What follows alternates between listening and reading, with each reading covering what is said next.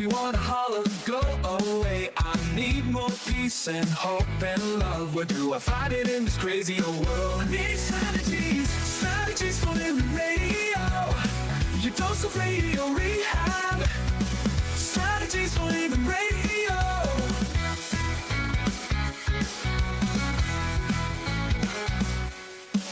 Every time I listen, Lauren and David share strategies for living, and it makes me aware. I got strategies for living, strategies for living radio. Your dose of radio rehab. Strategies for living radio.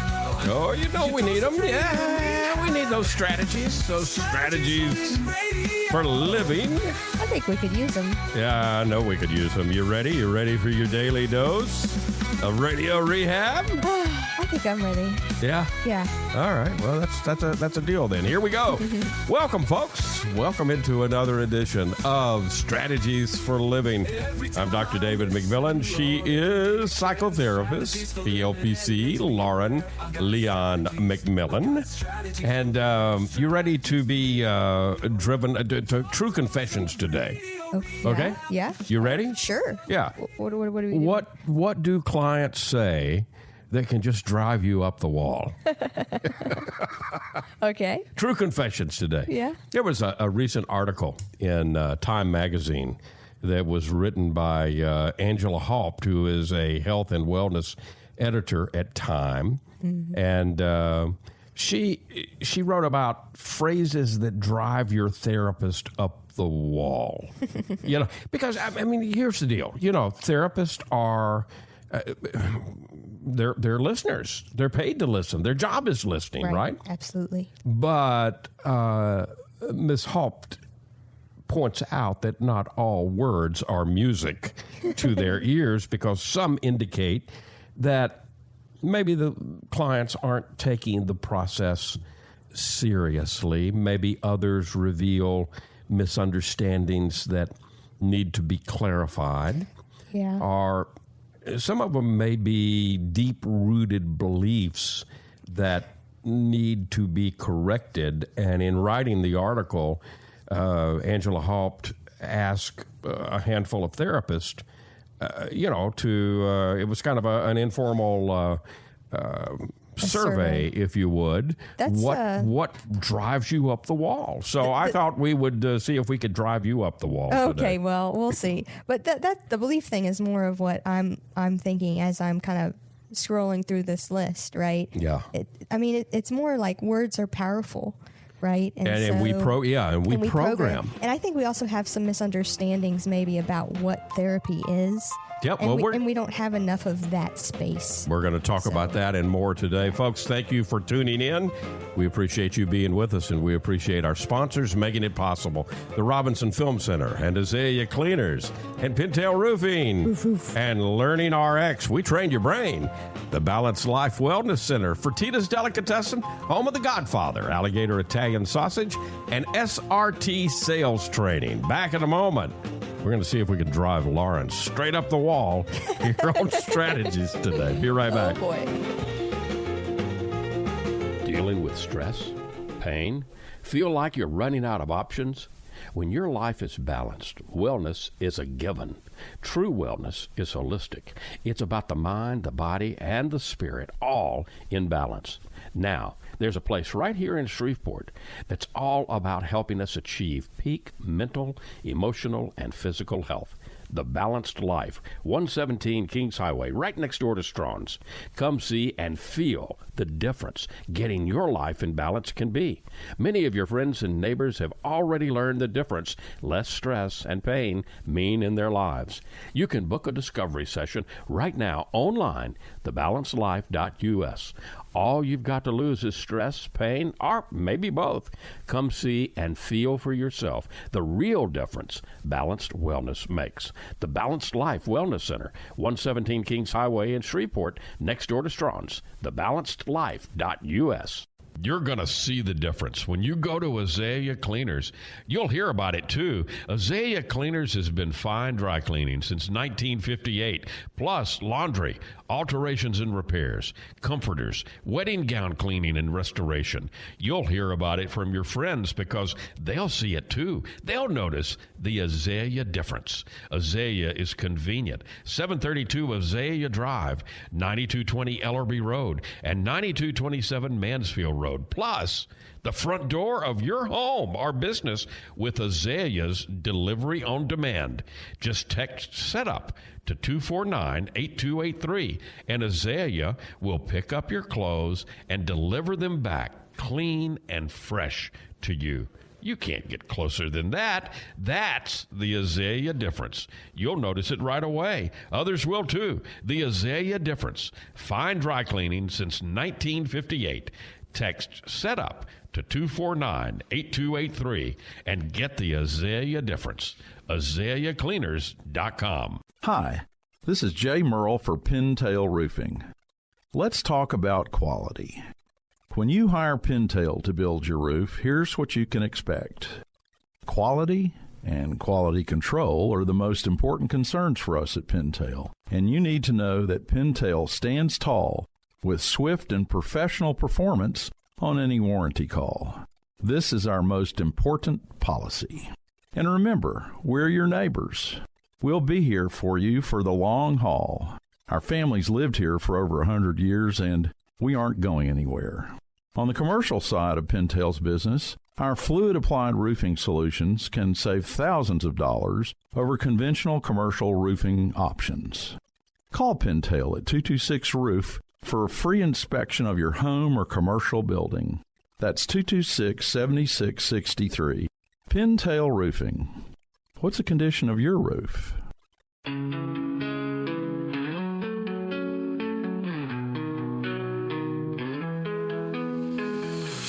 in daily, find the light. Healthy mind and spirits bright. Strategies for living strong. Feel the vibe, it won't go wrong. Body moves and soul align. Catch the rhythm, feel the time. Radio we have every day. Chase those clouds of gray away. Your daily dose of radio rehab. Lift you up when skies seem drab. Mind and body, spirits free. Living life in harmony. And welcome into another edition of Strategies for Living. Lauren Leon McMillian, David McMillian. And thank you for joining us here on Strategies for Living as we look at whether we can drive Lauren straight up the wall today, because we're looking at a Time magazine article just from the 1st of October, actually, that is titled Driving Your Therapist, Phrases That Drive Your Therapist Up the Wall. And, I'm going to jump right into the first one, and we'll talk about some of these phrases and what they could indicate and how we might want to think a little differently. One of the first ones that's been identified through the therapist that Ms. Haupt talked to for the Time magazine article is, I don't want to take up too much time. Oh, boy. Yeah. Yeah. So, I mean, do people sometimes spend precious therapy time apologizing for taking your time, and they're apologizing, and it's, in the 30 years that I practiced, I mean, it was this was make you chuckle sometime, because they're apologizing for taking up the time while they're burning through, right, their appointment time. Yeah. Right. Yeah. Yeah. Which tells you a couple things about the person, right? That they haven't been given this gift of space to be or express or to understand themselves. Yeah. Right?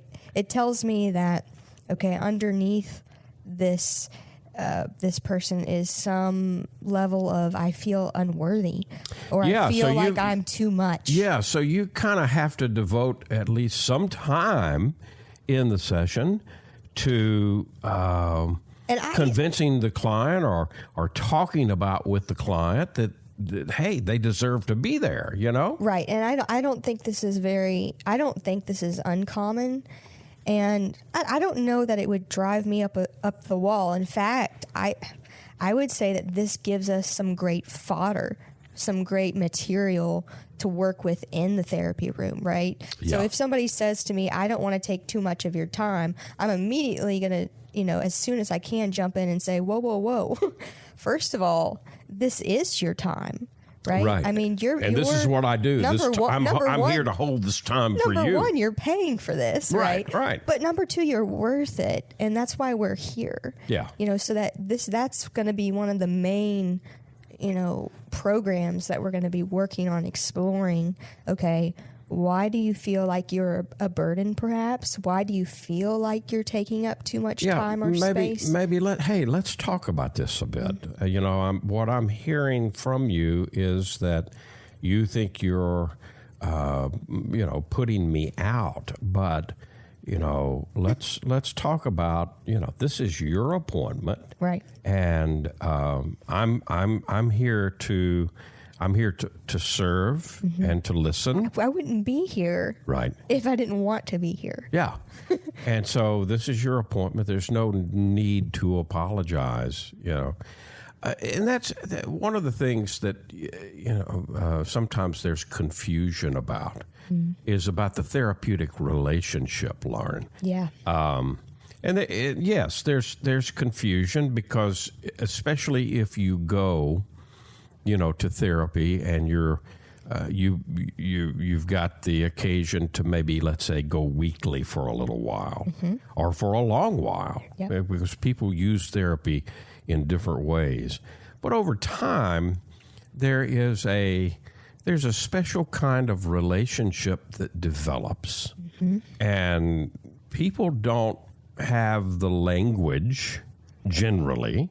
And so, they might put the label, quote unquote, friendship on the time and the relationship. And, therapy is a very unique... It's a unique form of friendship. And yes, friendship in the sense that, friends are there for each other, right? They're there to hold time and space for each other. Yep. But therapy... particularly, mental health therapy is a very defined type of relationship. Yeah, and I think what people don't realize is the relationship is the therapy. I think people go into therapy thinking, we're going to do there's some sort of action or protocol or plan that I follow in order to, quote unquote, do therapy. Right. But what I love actually about how the ACA defines counseling, the ACA is the American Counseling Association, actually defines counseling as a relationship. Right. First and foremost, that is the beginning part of their definition of therapy is a relationship. Right. Because we are constantly in relationship with either each other as people, with things, with ideas, with our beliefs. With ourselves. First and foremost. And so, healing can't happen unless there is a safe, open relationship, healing relationship. Right. And that's the foundation from which any sort of healing can take place. Right. What makes the therapeutic relationship especially safe? Let's talk about that since you mentioned safety. So one of the first things that comes to my mind is confidentiality. Obviously, what first and foremost. You can come in and you can put out into the discussion whatever it is you'd like to talk about, and know that that's not going to go outside of that room. Within some specific boundaries. parameters, right? As long as you're not intending to hurt yourself or other people. Right. That's pretty much the boundary. That's pretty much where confidentiality has to be broken in order to protect you or to protect somebody else. Right. But in the absence of that, anything else is held confidential. Absolutely. Right. It's not going to go anywhere, but the room. Right. And you have to have that kind of safety in order for there to be, I'm going to call it the intimacy, where intimacy is into me seed, dropping walls. Being able to look yourself. At myself and go to the very core of myself, as opposed to being in relationship in the outer layers, if you will, because most of our relationships are layered.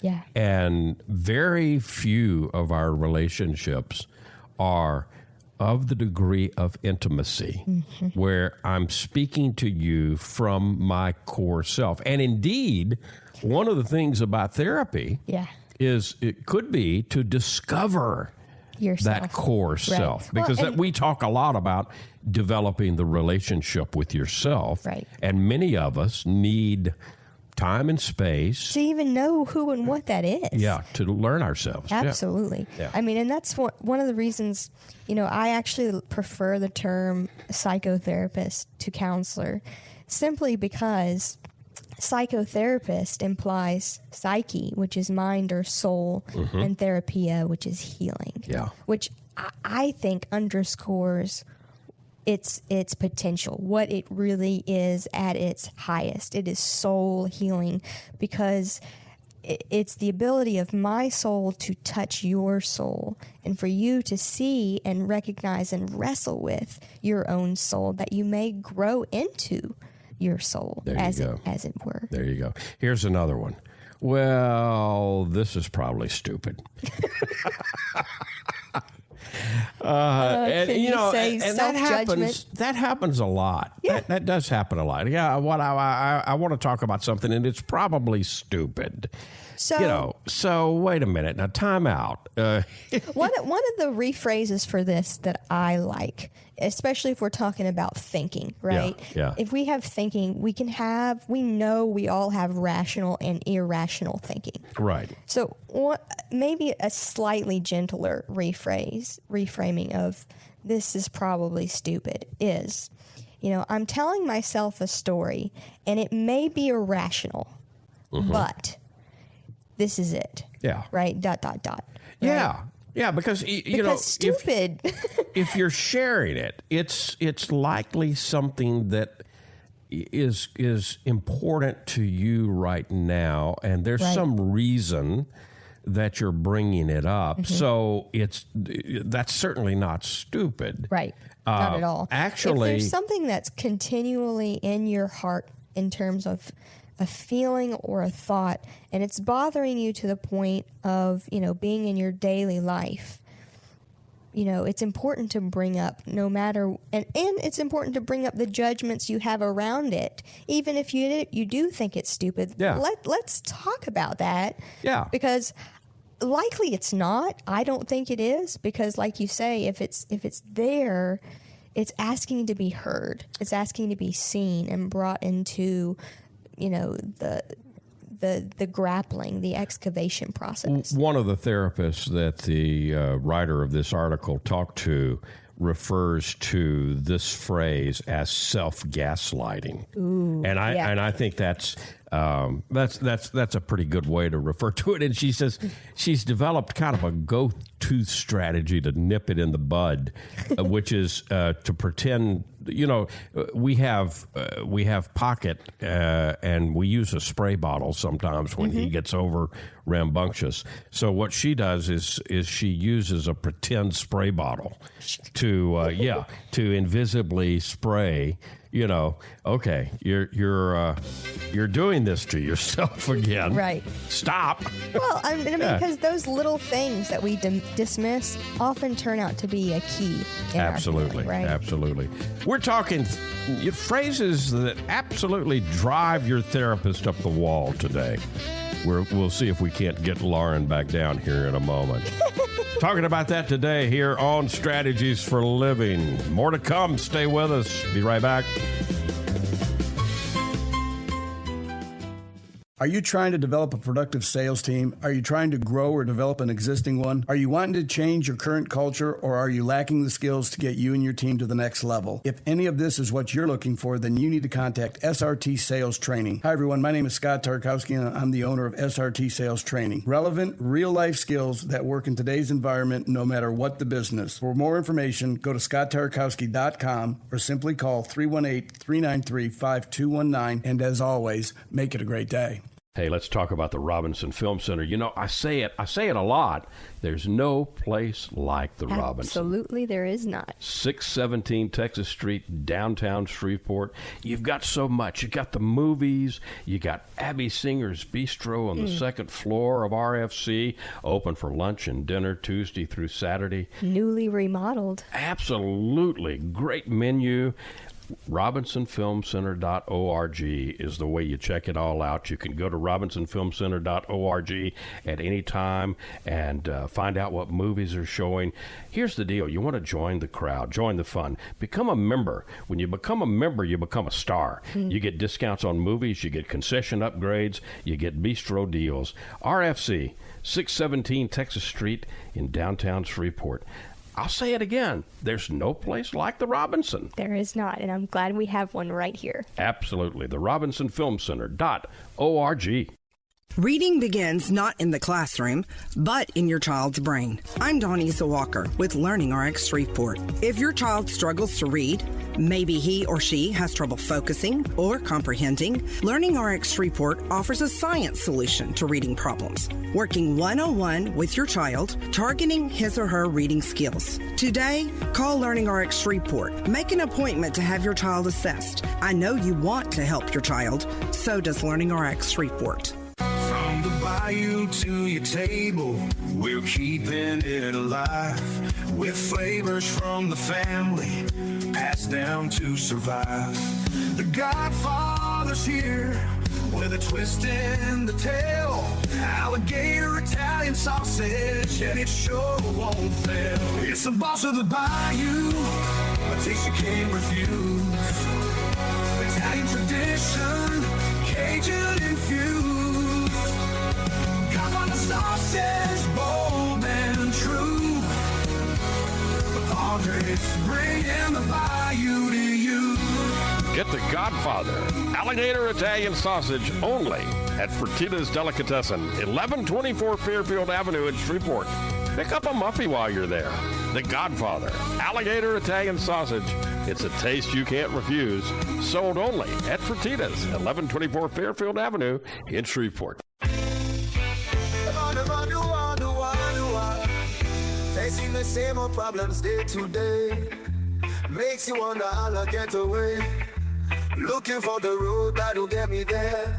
Looking for hope and peace to spare. Looking for strategies. Strategies for living radio. Your dose of radio rehab. Oh, you found it, Martin. Strategies for living radio. Welcome back to Strategies for Living. Lauren Leon McMillian, David McMillian. We're talking about an article that was recently in Time magazine entitled things you go into the therapist office and say that will drive your therapist up the wall. I have one to. Are you going to add to the list? I'm going to add to the list. It doesn't really drive me up the wall, but it does fall in line with what we're talking about. Okay. I had a client recently.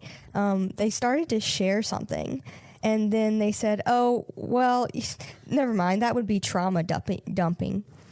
And I just looked at them and I said, well, of all the places that you can, that's most appropriate for trauma do dumping that is in the therapy room. Right here. Yeah. So Yeah. continue on, yeah. please. Permission granted. Another phrase that drives therapists up the wall is, "I'm sorry for crying." And it's like it's like an apology for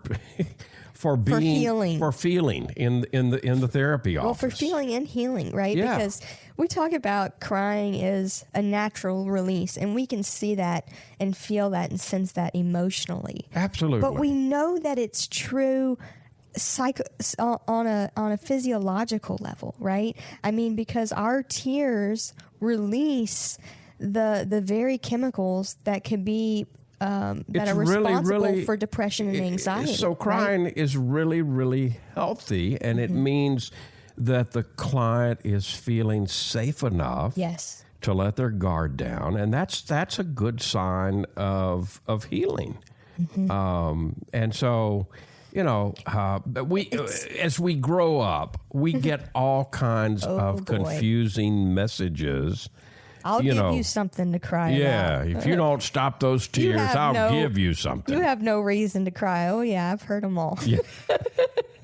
So, it's important to, again, that's part of what is needing to be unpacked sometimes in the therapy office. Right.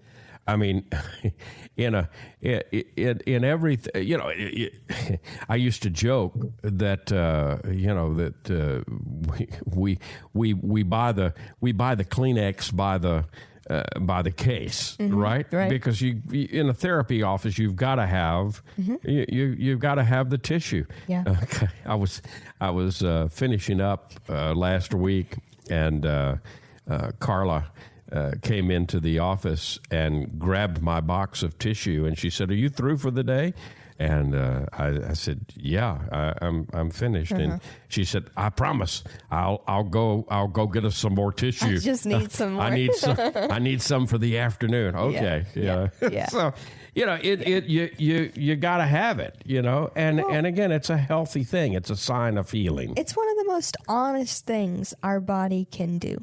Yeah. I mean, I think we have framed it up as a weakness for sure within our society, but I'm looking forward to the day, and I'm hoping to be, an agent of change to remind us that it's our body's wisdom, right, to be able to release. Yeah, that TV commercial several years ago that was, I think it was an insurance company. Yeah. But it had you were the person in the therapy office, and the therapist was a retired Marine Corps officer, and he threw the box, you namby-pamby, the box of tissue at the client, you namby-pamby. Oh, Lord. And so, I've actually used that as a piece of humor to let people know, hey, it's okay. Right. It's completely natural and normal when you're talking about stuff that you need to bring up and to be able to talk about. Yeah. It's okay for the waterworks to come. And sometimes, people try to over control that, I think. Oh, definitely. No doubt about that. Yeah. And another phrase that absolutely will drive a psychotherapist up the wall, I should be over this by now. When people assume that they should be over whatever it is they're going through, what they're doing is they're shaming themselves for being human and having just a normal healing experience, a normal healing timeline. Right. Grief is a part of life. Absolutely. It's a big part of life. And I don't know where, Lauren, we ever got the idea that grieving was on a timeline. Right, like the idea that we get 3 days. Or 3 months or 6 months. Yeah, I mean, whatever the time is, it doesn't matter because that's somebody else's definition. Right. grieving is a personal experience, and it will take whatever it takes. Right. The And worst even if- thing that somebody can do, in my opinion, to someone who is going through a grieving process is to say something around the equivalent of, "You're not over this by now? Right. I thought you should be over this by now." and it's bad enough for that to come externally, but it's also, we do it to ourselves Sure. too, right? Right. Yeah. And I think this is a very misunderstood idea as well, because when I talk about grief, I'm not just talking about the loss of a person or thing, but I mean, we could grieve a transition, we can grieve a trauma in our life, there's lots of things that we grieve, right? Right. And so I'm talking about, even if, you've worked on a particular area of your life, and, a couple years later, it starts to flare up again. Right? Right. That doesn't mean that it's not healed. That doesn't mean that, quote unquote, you should have been over it and it should have been a one and done fix when you worked through it. All that means is that, there's something else here. Right. Because there's Healing layers. can be a process, and it There's can be layers, layered. right? Right. And I mean, we wouldn't tell people who had a physical injury that you should be over that. No, right? healing in therapy is not like healing a broken bone. And sometimes people kind of, I think, make that assumption. Yeah. Well, this needs to be linear. It needs to be, because if you break a bone and you go to the doctor and they set it, there is a linear upward progress that you would expect in the healing of that of that bone. And then it's done. You're fixed, right? Healing doesn't Psychological look healing that way is psychologically. not linear. I like to think of it as not quite, I guess I was going to say circular, but it's more spiral. Right? Okay, to talk about that a bit. It's because we may heal it, we may work on it some and go around the circle, right? And then all of a sudden, it feels like we've been triggered again and we hit that same wound, right? And if you look at it in a two-dimensional way, it's a circle. And you're like, gosh, man, I'm back here again. And I thought that I should have been over it, right? Right. But in reality, it's a spiral, and you've actually moved upward some on that healing process. And right? I think that's one of the real benefits to being in a therapeutic relationship is sometimes the therapist can point out, well, especially if a client says something along the lines of, well, I should be over this by now. And maybe they've thought they did better for a little while, and then something triggered them. And, so I think it's important to have a healthy person say, well, let's take a look at this together. Look at how you were able to recognize this. And you're sharing it now. That's you're telling me evidence. about it. That's evidence. That's progress. That's evidence of being higher up on that spiral rather than stuck in the circle. Right. You're able to witness it from above. And you may not remember, but if your therapist is able to walk you through that process of looking backwards, maybe you can realize, whoa, you're right. One, I noticed it, but two, also because I noticed it, I can handle it in a different and maybe even more rapid way this time. And that's the idea. We're complex creatures. It doesn't mean that, it's going to be a one and done fix with healing. That's just not how it works. Right.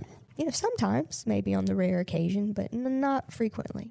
Another phrase that drives some therapists crazy is, I don't know.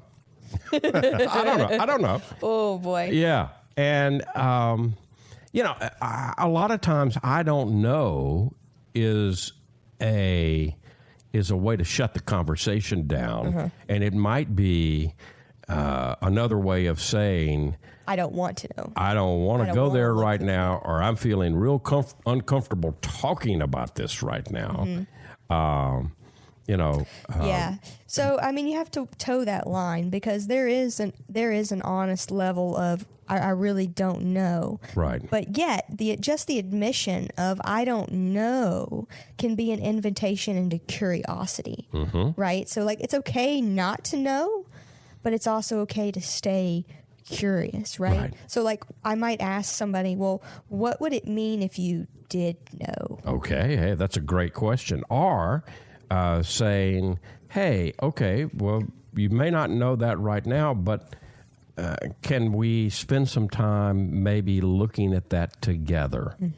Is this something that you would be open to investigating a bit further? Because that's one of the purposes Especially if I, as a therapist, can see that knowing this or being curious and moving into whatever it is the client says I don't know about would be helpful for their healing. I think it's important for me to share, okay, maybe you don't know, but would you be open to, because it's going to be really important if this is something you want to move through. Right. And some clients may not even realize that it's important to move through that in that way. Absolutely. Right? Absolutely. I mean, sometimes the things we fear the most lead to, on the other side of that, is where we need to be to grow into the best form of who we are. Talking about phrases that may drive your therapist crazy. I'm coming back down. You are climbing. You're I back might down need a ladder. You're back about halfway down the wall right now. We've got more though, so we'll see if we can keep you grounded. Here on Strategies for a Living. Be right back. Stay with us. We all have problems every day.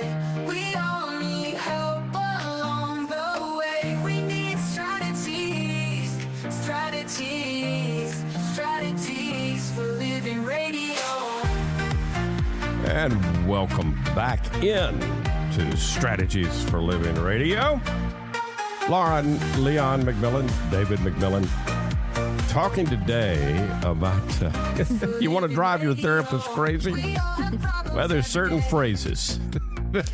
We were talking about a Time magazine article from the first of the month that was written in conjunction with some therapists that the author talked to. And a lot of these are phrases that we all actually use out of habit or fear. I think we use a lot of these. Yeah. And they may not. So even if you're not in therapy, how much, think about how much you might be using some of these phrases on yourself. Right. Yeah. Here's another one. What should I do? Oh, okay. Only your grandma can truly answer that. Because, a grandpa, maybe an aunt, because grandmas and aunts always have a lot of opinions. Yeah, I suppose so. But your therapist really doesn't have any idea. No. And they're not supposed to. Right. I mean, sometimes people come into therapy and they think, well, my therapist is going to tell me what to do. If your therapist is doing that, run. Get out. Because that's not, you're in something, but you're not in therapy. Yeah. Right. I think this is one of the biggest misconceptions about therapy, is that they come in and they expect me or the therapist or to give them advice. No, or and to that's tell them not what to do, and that's not at all. What therapy is about it about empowering you to make choices and decisions for yourself, to maybe try new things, maybe to be willing to fail sometimes and to learn and to grow. And so, you might want to change that wording to, instead of, what should I do, to just simply, hey, can we do some exploration, right? Yeah, can we explore some options together? Right. Yeah. I have a couple of ideas of what I could do. Will you help me talk through, and feedback what you hear me saying? There you go. Because that's our job. I mean, I often tell people I'm in the job to put myself out of a job. Yeah. Right. Yeah. I mean, if I were in the job to give advice, I would continually have people coming, right? Right. But I'm of the sort that you want to teach the man to fish. You don't want to fish for the man, right? There you go. Yeah, I don't want to do it for them. Another one, nothing ever changes. You know? Really? Yeah. What world are you living in? Yeah, And how is that belief serving you? The Those only are my thing that we questions. can count on in this lifetime is change. Sometimes the change comes in small increments, and often, you know, when somebody is saying nothing ever changes, they're trying to self-sabotage their own growth a lot of times because it's not happening the way they want it to happen. It's not happening on their timetable. So it's an indicator. They feel stuck. Yeah, an indicator of helplessness or hopelessness.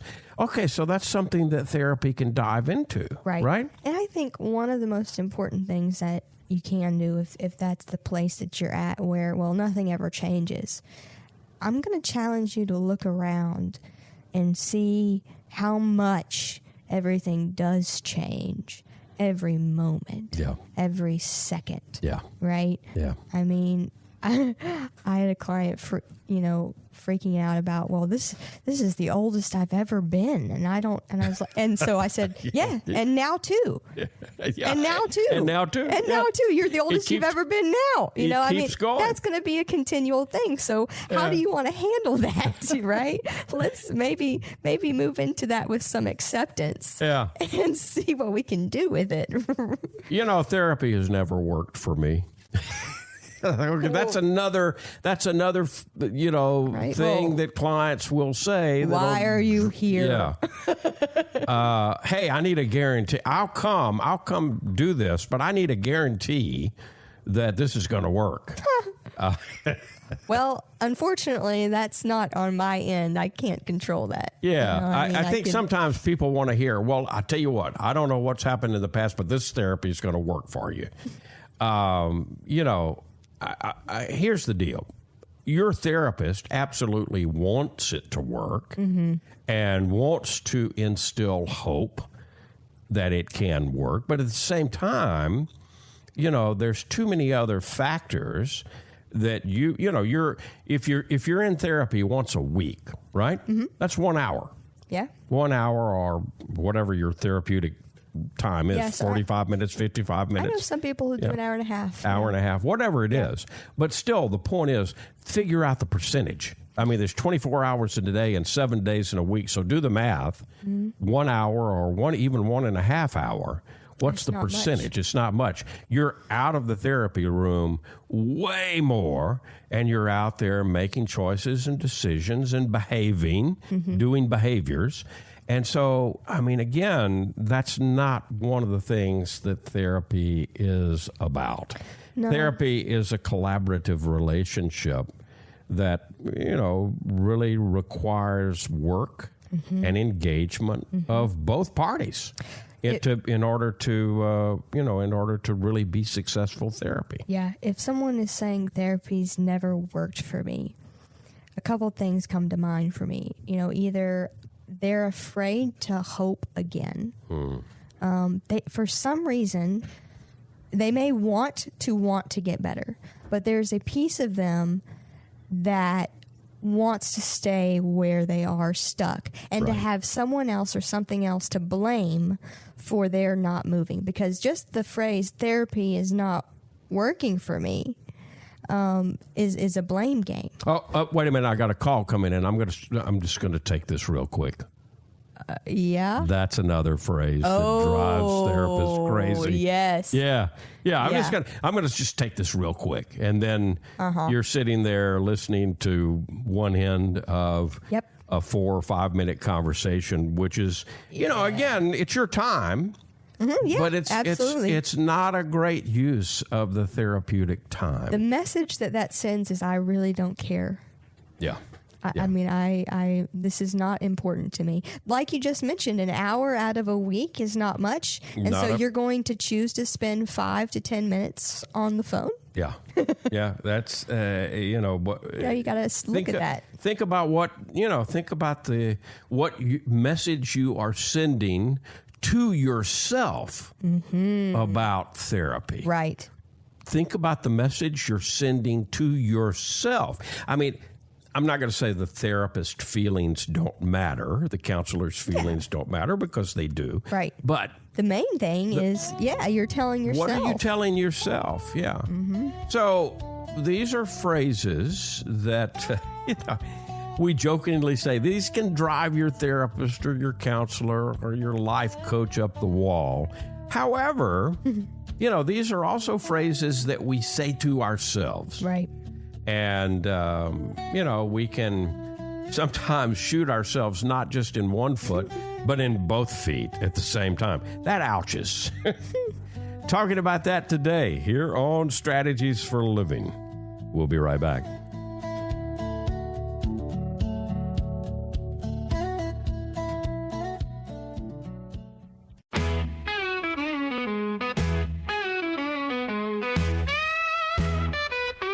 Life gets hard along the way.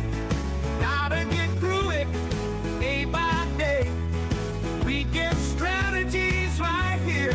Strategies for Living Radio. Oh, we got them. We got them. You get them here on Strategies for Living. Lauren Leon McMillian, David McMillian. Sometimes the music just gets inside of you. That's great. Takes over. Welcome back. Welcome back into Strategies for Living. We have been considering today things that might drive your therapist up the wall, drive your therapist crazy, and tongue in cheek, of course. Right. I mean, because in talking about this, I don't want to make this a list of what not to say, because of all places, you want the therapy room to be a place where you can express whatever it is you need to express. Right. But just maybe the idea of, paying attention to what you're saying and really what you're saying to yourself, as you started to say at the end of that last segment, right? Yeah. So you're talking about really conscious awareness. And isn't that what we really want in our lives? Yeah. How would the world be different, Lauren, if more people were truly, truly, consciously more aware of what's going on inside of themselves? It'd be a much better, fuller place, I think, for all of us. It may be a different world, and I think it's a world that will come. It's coming. Yeah. We've got to begin to bring ourselves back into the story, give ourselves permission to take up the space. Folks, thank you for tuning in. Thank you for being here with us on Strategies for Living, and we appreciate our sponsors who make it all possible, the Robinson Film Center, and Azalea Cleaners, and Pintail Roofing, and Learning RX. We train your brain. And the Balanced Life Wellness Center. And Fertitta's Delicatessen, home of the Godfather, Alligator Italian sausage, and some pretty good muffies too, and SRT Sales Training. If today were the last day of your life, you only had one more phone call that you could make, who would you call? And what would you say? And why are you waiting? Make the call. For Lauren Leon McMillian, I'm David McMillian. See you next time right here on Strategies for Living.